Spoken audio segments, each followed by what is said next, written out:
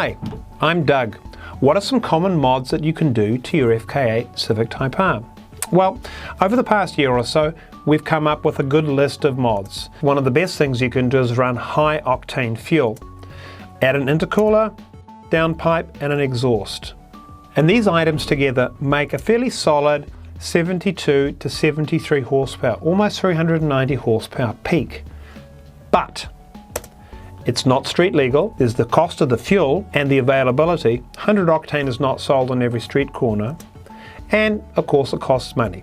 Today Hondata introduces Flex Fuel for the FK8 Civic Type R. With the addition of a relatively inexpensive Flex Fuel sensor, you can pick up a ton of power and a ton of torque for your otherwise unmodified FK8 Civic Type R. Let's compare this to the bolt-ons.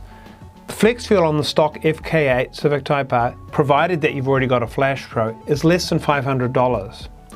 If you're building it up like a race FK8 with the fuel, intercooler, downpipe and exhaust, you're looking at well over $1,000 for that.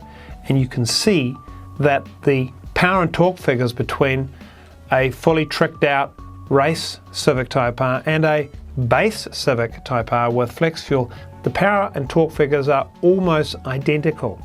Activating Flex Fuel capability is straightforward.